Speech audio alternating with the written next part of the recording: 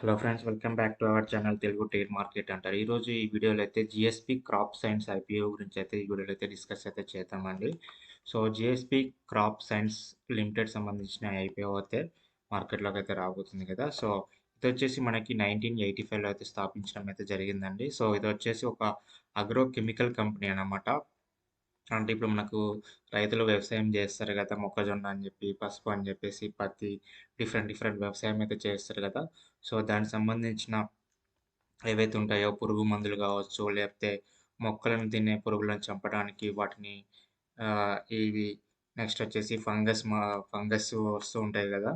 So వాటిని నివారించడానికి, అలాగే ప్లాంట్ ఏవైతే ఇప్పుడు వీళ్ళు విత్తనాలు వేసిన తర్వాత ప్లాంట్ అనేది పెరుగుతూ ఉంటుంది కదా. సో వాటిని గ్రోత్ చేయడానికి డిఫరెంట్ డిఫరెంట్ మందులను అయితే వీళ్ళే మ్యానుఫ్యాక్చరింగ్ చేస్తారు. అంటే వీళ్ళే ఓన్‌గా ఫార్ములా తయారు చేసి, వీళ్ళే మ్యానుఫ్యాక్చరింగ్ చేసి, వీళ్ళే సెల్ అనేది చేస్తారనమాట. దగ్గర దగ్గర వీళ్ళ కంపెనీలో 1221 పర్మనెంట్ ఎంప్లాయీస్ అయితే ఉన్నారు ప్రెజెంటు. దగ్గర దగ్గర వీళ్ళు ఇండియాలో ఉన్నటువంటి 20 స్టేట్స్‌కైతే వీళ్ళైతే సప్లై అయితే చేస్తున్నారండి. ఇది కాకుండా వీళ్ళకి రిమైనింగ్ 37 కంట్రీస్ కూడా వీళ్ళ ప్రొడక్ట్స్ ఏవైతే ఉన్నాయో, సో వీళ్ళన్నిటిని కూడా ఎగుమతి అయితే చేస్తున్నారనమాట. So United states of America కావచ్చు, బ్రెజిల్ కావచ్చు, వియత్నాం కావచ్చు, సింగపూర్ కావచ్చు, యూఏఈ, ఆస్ట్రేలియా, సో దగ్గర దగ్గర 37 కంట్రీస్‌కి అయితే వీళ్ళ ప్రొడక్ట్స్ అయితే ఎక్స్‌పోర్ట్ అయితే చేస్తున్నారు. వీళ్ళు దగ్గర దగ్గర 524 రిజిస్ట్రేషన్స్, అంటే 524 మందులు, రకరకాల మందులు తయారు చేశారనమాట. డిఫరెంట్ డిఫరెంట్ ఫార్ములాస్‌తో దగ్గర దగ్గరగా 500 పైన మందులనేది వీళ్ళనేది తయారు చేసి మ్యానుఫ్యాక్చరింగ్ చేసి సెల్ అనేది చేస్తున్నారనమాట.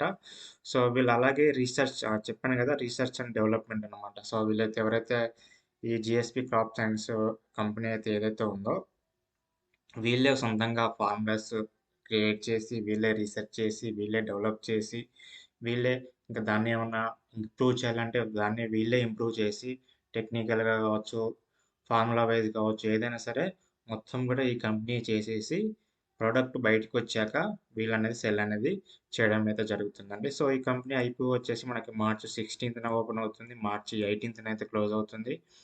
మినిమమ్ ఇన్వెస్ట్‌మెంట్ వచ్చేసి రూ. 13,984. లాట్ సైజ్ వచ్చేసి 46 షేర్స్ అనమాట. సో మనకి ప్రైస్ రేంజ్ వచ్చేసి 304 నుండి రూ. 320 అయితే ఇవ్వడం అయితే జరిగింది. ఇష్యూ సైజ్ వచ్చేసి 400 కోట్లు. మనకి మార్చ్ 20న అలాట్‌మెంట్ అవుతుంది. లిస్టింగ్ డేట్ వచ్చేసి మార్చ్ 24థ్ ఎన్ఎస్‌సి అండ్ బీఎస్‌సిలో అయితే లిస్ట్ అవుతుందనమాట. ఇదొచ్చేసి మనకి fresh capital come offer for sale అనమాట. సో ఈ 400 కోట్లు ఏవైతే ఉన్నాయో, ఇందులో 240 కోట్లు అనేది కంపెనీకి వెళ్ళిపోతుందనమాట. దీని ద్వారా మనకి 75 లక్షల షేర్స్ అయితే వీళ్ళైతే చేస్తున్నారు. ఫేస్ వాల్యూ వచ్చేసి రూ. 10 ఉంది. సో రిమైనింగ్ 160 క్రోర్స్ ఏదైతే ఉందో, ఇది అక్కడ ఆల్రెడీ ఇన్వెస్టర్స్ ఉన్నారు కదా, షేర్ హోల్డర్స్, వాళ్ళకైతే వెళ్ళిపోతుందండి. వాళ్ళ దగ్గర నుంచి మనకి 50 అంటే 50 లాక్స్ షేర్స్ అయితే వీళ్ళైతే ఆఫర్ కింద సేల్స్ అయితే చేస్తున్నారనమాట. సో కియాబీస్ వచ్చేసి 50%, ఎన్ఎన్ఐ వచ్చేసి 15%, రీటైల్స్ మనలాంటి చిన్న చిన్న ఇన్వెస్టర్స్ వచ్చేసి 35% వరకు అయితే అప్లై చేసుకోవచ్చు. సో లిస్టింగ్ ఛాన్స్ కూడా మనకు వచ్చే అవకాశం అయితే ఉంటుంది.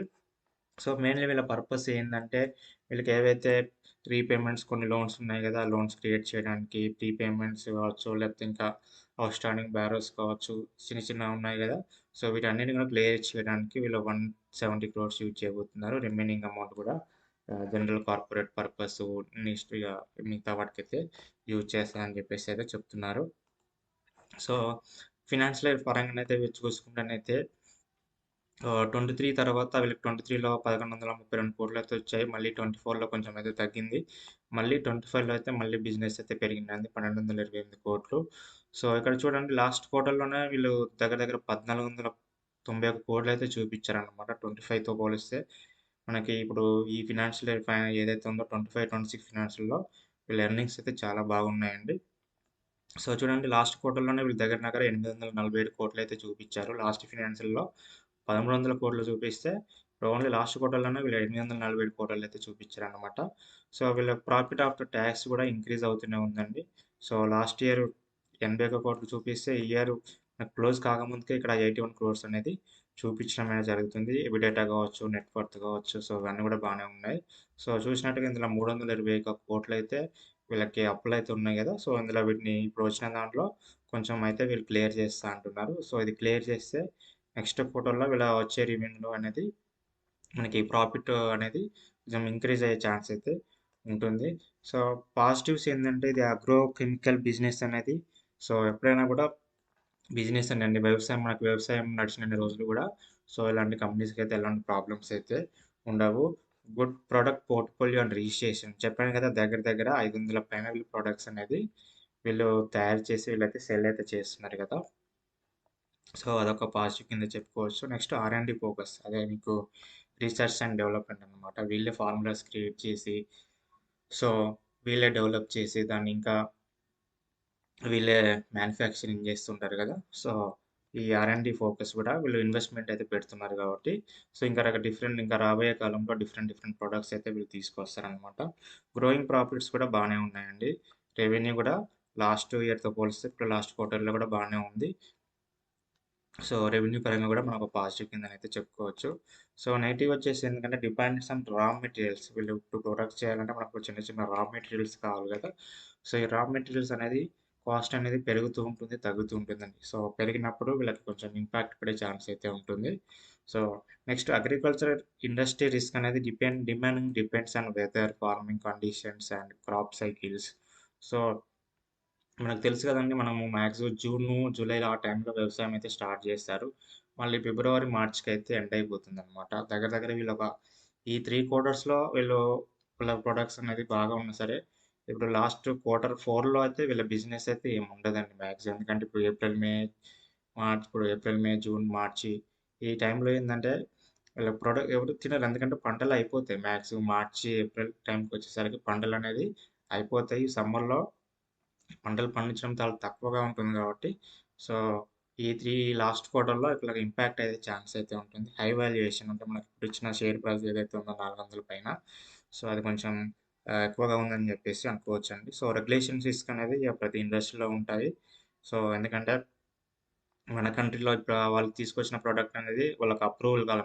ఇప్పుడు మనకి ఇండియాలో అమ్మాలంటే ఇండియాలో అప్రూవల్ తీసుకోవాలి. ఆస్ట్రేలియాలో అమ్మాలంటే ఆస్ట్రేలియా.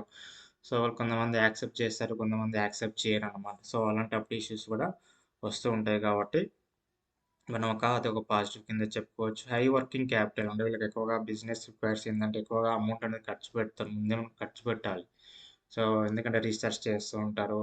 ఉన్న ప్రొడక్ట్స్‌ని ఇంకా డెవలప్ చేస్తూ ఉంటారు కాబట్టి, వీళ్ళు ముందుగా ఇన్వెస్ట్‌మెంట్ చేయాల్సి ఉంటుంది. సో, అదొక నెగెటివ్ కింద అయితే చెప్పుకోవచ్చండి.